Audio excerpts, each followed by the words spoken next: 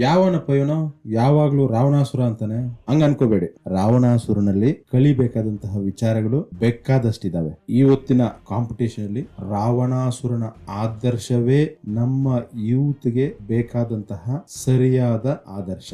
ನಮ್ಮ ಯೂತ್ ನಲ್ಲಿ competing capacity ತುಂಬಾ ಕಡಿಮೆ ಆಗಿದೆ. ಈ ಕಾಂಪಿಟೇಟ್ ಕೆಪಾಸಿಟಿನ ಬೆಳೆಸ್ತಕ್ಕಂತಹದ್ದು ಒಂದು ಆದರ್ಶ ಯಾವ್ದಾದ್ರು ಇವಾಗಿದ್ರೆ ಅದು ರಾವಣನ ಆದರ್ಶ.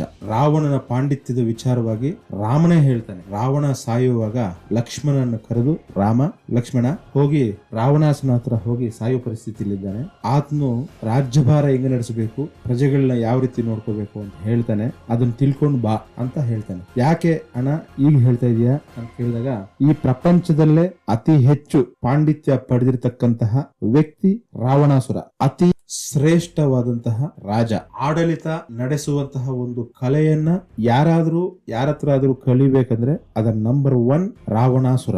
ಇಷ್ಟು ಮಾತುಗಳನ್ನ ಹೇಳಿ ರಾವಣನ ಬಾಡಿ ಹತ್ರ ಹೋಗಿ ಆತನನ್ನ ಕೇಳು, ಆತನಿಂದ ಈ ವಿದ್ಯೆಯನ್ನು ಪಡ್ಕೋ ಅಂತ ಹೇಳಿ ರಾಮನೇ ಕಲಿಸ್ಕೊಡ್ತಾನೆ, ಬೇರೆ ಯಾರು. ಮುಂದುವರೆದು ನಾನು ರಾವಣನ ಈ ಪಾಯಿಂಟ್ ಎತ್ಕೊಳ್ಳುವಾಗ ನನಗೆ ಆಧಾರವಾಗಿದ್ದು ಆನಂದ್ ನೀಲಕಂಠನ್ ಅವರು ಬರೆದಿರುವ Asura tale of the vanished, the story of Ravana and his people ಅಂತಕ್ಕಂತಹ ಬುಕ್ ನನಗೆ ಈ ಪಾಯಿಂಟ್ ನ ಎತ್ಕೊಳಕ್ಕೆ ಅನುಕೂಲ ಮಾಡಿಕೊಡ್ತು. ಇದರಲ್ಲಿ ರಾವಣಾಸುರ ತನ್ನ ಅಂತ್ಯ ಅಂದ್ರೆ ಸಂಪೂರ್ಣ ಗಾಯಗಳಿಂದ ಪ್ರಜ್ಞಾಹೀನ ಅವಸ್ಥೆಯಲ್ಲಿ ಯುದ್ಧ ಭೂಮಿಯಲ್ಲಿ ಬಿದ್ದಿರುವಾಗ 99.99% ಅಷ್ಟು ಪ್ರಾಣ ಹೋಗಿರುತ್ತೆ. ಕೇವಲ ಒಳಗಡೆ ಮನಸ್ಸು ಮಾತ್ರ ಕೆಲಸ ಮಾಡ್ತಾ ಇರುತ್ತೆ. ಕಣ್ಣು ತೆಗಿಯಕ್ಕಾಗಲ್ಲ, ಬಾಯಿನಲ್ಲಿ ಮಾತಾಡಕ್ಕಾಗಲ್ಲ, ಕೈ ಕಾಲು ಏನು ಅಲುಗಾಡ್ಸಕ್ಕಾಗಲ್ಲ. ಅಂತಹ ಪರಿಸ್ಥಿತಿಯಲ್ಲಿ ಇರ್ತಕ್ಕಂತ ರಾವಣನು ತನ್ನ ಮನಸ್ಸಿನಲ್ಲಿ ಬರ್ತಕ್ಕಂತಹ ಭಾವನೆಗಳನ್ನ ಯಾವ ರೀತಿ ವ್ಯಕ್ತಪಡಿಸ್ದ ಅನ್ನತಕ್ಕಂತಹ ಈ ಒಂದು ಚಾಪ್ಟರ್ 2 ಗೆ ತಮ್ಮೆಲ್ಲರಿಗೂ ಸ್ವಾಗತ. ನೀವೇನಾದ್ರೂ ಫಸ್ಟ್ ಟೈಮ್ ನನ್ನ ಚಾನೆಲ್ ನ ವಿಸಿಟ್ ಮಾಡಿದ್ರೆ please subscribe my channel, like the video and share my channel. ಮಹಾ ಮೇಧಾವಿಯಾದ ರಾವಣ ಮಾರ್ಮಿಕವಾಗಿ ಯಾವ ರೀತಿ ಆಲೋಚನೆ ಮಾಡ್ತಾನೆ ಅನ್ನೋದನ್ನ ಕಣ್ಣಿಗೆ ಕಟ್ಟದಂಗೆ ಆನಂದ ನೀಲಕಂಠನ್ ಅವರು ಹೇಳಿದ್ದಾರೆ. ಒಬ್ಬ ಮಹಾವೀರ ಮೋಸದಿಂದನೋ ನ್ಯಾಯವಾಗೋ ಅಥವಾ ಅನ್ಯಾಯವಾಗೋ ನಮಗ್ ಗೊತ್ತಿಲ್ಲ, ಮರಣ ಹೊಂದುತ್ತಿರ್ತಕ್ಕಂತಹ ಸಮಯದಲ್ಲಿ ಆತನ ಮನಸ್ಸಿನಲ್ಲಿ ಮೂಡಿದ ಭಾವನೆಗಳು ಹೆಂಗಿರ್ತವೆ ನೋಡಿದ್ರೆ ನಮ್ಮ ಕರುಳು ಕಿತ್ಕೊಂಡ್ ಬರ್ತದೆ. ಅದರಲ್ಲಿ ರಾವಣ ಮನಸ್ಸಲ್ಲಿ ಈ ತರ ಬರುತ್ತೆ, ನಾಳೆ ನನ್ನ ಅಂತಕ್ರಿಯೆ ನಡೀತದೆ, ನನ್ನನ್ನ ಒಂದು ಹುಚ್ಚು ನಾಯಿನ ಹೇಳ್ಕೊಂಡು ಹೋಗಿ ನನ್ನ ಅಂತ್ಯಕ್ರಿಯೆ ಮಾಡ್ತಾರೋ ಅಥವಾ ಒಬ್ಬ ಮಹಾನ್ ಚಕ್ರವರ್ತಿಗೆ ಯಾವ ರೀತಿ ಅಂತ್ಯಕ್ರಿಯೆ ಮಾಡ್ತಾರೋ ಆ ರೀತಿ ಮಾಡ್ತಾರೋ ನನಗ್ ಗೊತ್ತಿಲ್ಲ. ಅದೇನು ಅಷ್ಟೊಂದು ಕೇರ್ ಮಾಡ್ತಕ್ಕಂತಹ ವಿಚಾರ ಕೂಡ ಅಲ್ಲ. ನನ್ನ ಕಾಲನ್ನ ನರಿಗಳು ಎಳಿತಾ ಇರತಕ್ಕಂತಹ ಶಬ್ದ ನನಗ್ ಕೇಳಿಸ್ತಾ ಇದೆ. ಆ ನರಿಗಳು ನನ್ನ ಸ್ನೇಹಿತರು, ನನ್ನ ಕುಟುಂಬ ಸಭ್ಯರನ್ನ ತಿನ್ನತಕ್ಕಂತಹ ಒಂದು ಕಾಯಕದಲ್ಲಿ ಮುಳುಗಿದ್ದಾವೆ. ನನ್ನ ಕಾಲ್ ಮೇಲೆ ಏನೋ ಗಬಗಬ ಓಡ್ತಾ ಇದೆ, ಏನಾಗಿರ್ಬೋದು? ತಲೆ ಎತ್ತಿ ನೋಡೋ ಶಕ್ತಿ ನನಗಿಲ್ಲ. ಓ, ಅದು ಹೆಗ್ಗಣ. ದೊಡ್ಡ ದೊಡ್ಡ ಇಲಿಗಳು, ಮೈಯೆಲ್ಲ ಕೂದಲು ಕಪ್ಪುಗಿದ್ದಾವೆ. ಬುದ್ಧಿ ಇರತಕ್ಕಂತಹ ಮನುಷ್ಯರು ಒಬ್ಬರನ್ನೊಬ್ರು ಹೊಡ್ಕೊಂಡು ಸತ್ತ ಮೇಲೆ ಯುದ್ಧ ಭೂಮಿಯನ್ನ ಇವು ಆಕ್ರಮಿಸ್ತವೆ. ಇವತ್ತು ಇವುಗಳಿಗೆ ದೊಡ್ಡ ಜಾತ್ರೆ. ಅಸಲು ಹಿಂದಿನ 11 ದಿನಗಳಿಂದ ಈ ಇಲಿಗಳಿಗೆ ಜಾತ್ರೆ ಊಟ ಸಿಗ್ತಾನೆ ಇದೆ. ಕೊಳಿತಾ ಇರತಕ್ಕಂತಹ ಮಾಂಸ, ರಕ್ತ, ಕೀವು, ಮೂತ್ರ, ಸಾವು ಇವೆಲ್ಲ ಸೇರಿರ್ತಕ್ಕಂತಹ ಸಹಿಸಕ್ಕೆ ಅಸಾಧ್ಯವಾಗಿರುವ ದುರ್ಗಂಧ ಇಲ್ಲೆಲ್ಲ ವ್ಯಾಪಿಸ್ಬಿಟ್ಟಿದೆ. ಈ ದುರ್ಗಂಧ ಕೇವಲ ನಮ್ಮವರ ಶವಗಳಿಂದ ಮಾತ್ರ ಬರ್ತಾ ಇಲ್ಲ, ನಮ್ಮ ಶತ್ರುಗಳ ಶವಗಳಿಂದ ಕೂಡ ಈ ಒಂದು ದುರ್ಗಂಧ ಬರ್ತಾ ಇದೆ. ಆದ್ರೆ ಅದೇನು ಕೇರ್ ಮಾಡ್ತಕ್ಕಂತಹ ವಿಚಾರ ಅಲ್ಲ ಬಿಡು. ನಾನು ಇನ್ ಸ್ವಲ್ಪ ಹೊತ್ತಿಗೆ ಅನ್ಕಾನ್ಶಿಯಸ್ ಆಗೋಗ್ತೀನಿ. ನೋವನ್ನ ನನ್ನ ಕೈಯಲ್ಲಿ ಸಹಿಸಕ್ ಆಗ್ತಾ ಇಲ್ಲ. ಆ ವ್ಯಕ್ತಿಯ ಬಾಣ ನನ್ನ ಕಿಬ್ಬೊಟ್ಟೆಯಲ್ಲಿ, ನನ್ನ ಪ್ರಾಣ ಎಲ್ಲಿದೆಯೋ ಅಲ್ಲಿ ಒಳಗ್ ಕೊಟ್ಟೋಗಿ. ನನಗೆ ಸಾವಂದ್ರೆ ಏನ್ ಭಯ ಇಲ್ಲ. ಕೆಲವು ದಿನಗಳಿಂದ ಪ್ರತಿದಿನ ನೆಂಟರು, ನನ್ನ ಕುಟುಂಬಸ್ಥರು, ನನ್ನ ಸೈನಿಕರ ಸಾವುಗಳನ್ನ ನೋಡ್ತಾನೇ ಇದ್ದೀನಿ. ಎಲ್ಲೋ ಸಮುದ್ರ ಗರ್ಭದಲ್ಲಿ ನನ್ನ ತಂಬ ಕುಂಭಕರ್ಣನ ಶವ ಇದೆ. ಅದರಲ್ಲಿ ಅರ್ಧ ಬಾಡಿನ ಇಷ್ಟೊತ್ತಿಗೆ ಶಾರ್ಕ್ಸ್ ತಿಂದಾಕ್ಬಿಟ್ಟಿರ್ತವೆ. ನಿನ್ನೆ ನನ್ನ ಮಗನ ಮೇಘನಾಥನ ಶವ ಸಂಸ್ಕಾರ ಮಾಡಿದೀನಿ. ನಿನ್ನೆನೋ ಮೊನ್ನೆನೋ ಸರಿಯಾಗಿ ಜ್ಞಾಪಕ ಬರ್ತಾ ಇಲ್ಲ ನನಗೆ. ಈ ದಿನಗಳ ವಿಚಾರದಲ್ಲಿ ಪ್ರಜ್ಞೆ ಕಡಿಮೆ ಆಗೋಗಿದೆ. ಅಸಲಿಗೆ ಎಷ್ಟೋ ವಿಚಾರಗಳಲ್ಲಿ ನನ್ನ ಪ್ರಜ್ಞೆ ವರ್ಕ್ ಆಗ್ತಾ ಇಲ್ಲ.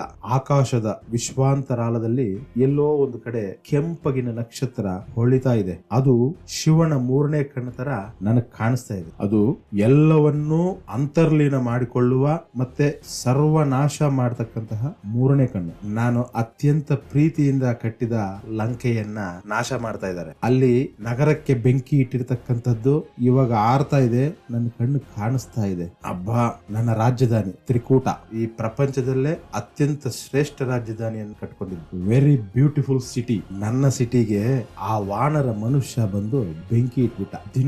ದಿನಗಳು ಸುಡಿತು ನನ್ನ ತ್ರಿಕೂಟ. Shops, houses, buildings, women, mens, ಮಕ್ಕಳು ಎಲ್ಲ ಆದರೂ ಕೂಡ ನಮ್ಮಲ್ಲಿ ಆತ್ಮವಿಶ್ವಾಸನ ಅವ್ರ ಕೈಲಿ ಸುಡಕ್ ಆಗ್ಲಿಲ್ಲ. ನಾವು ತ್ರಿಕೂಟವನ್ನು ಮತ್ತೆ ಸೃಷ್ಟಿ ಮಾಡ್ಕೊಂಡ್ವಿ.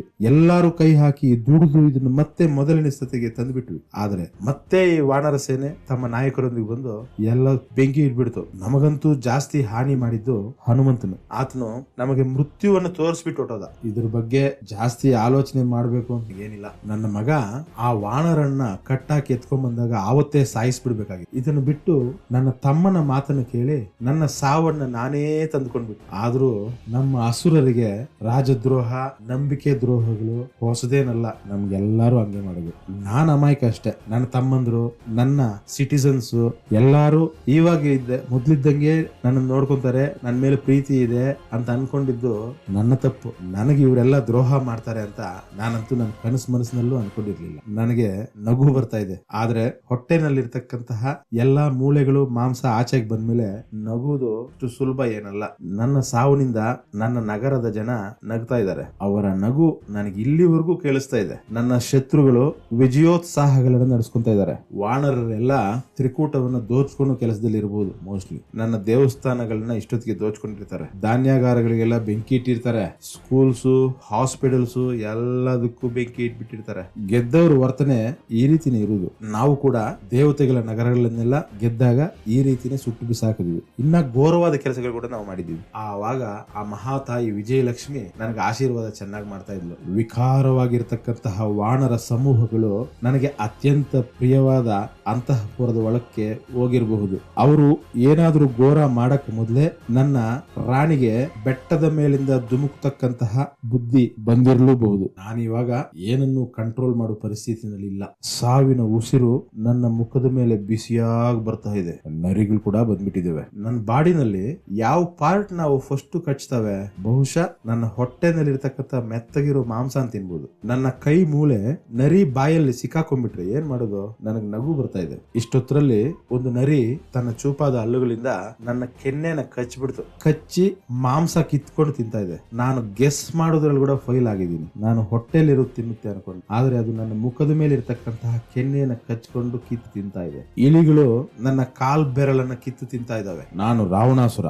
ಜೀವನದಲ್ಲಿ ತುಂಬಾ ದೂರ ಬಂದ್ಬಿಟ್ಟಿದ್ದೀನಿ. ಇನ್ನ ಹೋರಾಡಕ್ಕೇನು ಉಳಿದಿಲ್ಲ. ಈ ನರಿಗಳ ಮೇಲೆ ಹೋರಾಡ್ಬೇಕಷ್ಟೆ. ನಾಳೆ ನಗರದಲ್ಲೆಲ್ಲ ಮೆರವಣಿಗೆ ಮಾಡ್ತಾರೆ. ನನ್ನ ತಲೆಯನ್ನ ಒಂದು ಈಟಿಗೆ ಚುಚ್ಚಿಕೊಂಡು ಊರಲ್ಲೆಲ್ಲ ಪ್ರದಕ್ಷಿಣೆ ಮಾಡ್ತಾರೆ. ನಾನು ರಥ ಹತ್ತಿ ಸ್ಪೀಡ್ ಆಗಿ ಓಡಿಸಿದ ರಸ್ತೆಗಳಲ್ಲೇ ನನ್ನ ತಲೆಯ ಮೆರವಣಿಗೆ ನಡೀತದೆ. ನನ್ನ ಪ್ರಜೆಗಳು ಕೆಲವರು ಈ ಒಂದು ಸಿಚುವೇಶನ್ ನ ಭಯದಿಂದ ಕೆಲವರು ನೋಡ್ತಾರೆ, ಕೆಲವರು ಸತ್ತಿದ್ದೇ ಒಳ್ಳೇದಾಯ್ತು ಅಂತ ನೋಡೋರು ಇದ್ದಾರೆ. ನನ್ನ ಪ್ರಜೆಗಳ ಬಗ್ಗೆ ನನಗೆ ಗೊತ್ತಿಲ್ವಾ?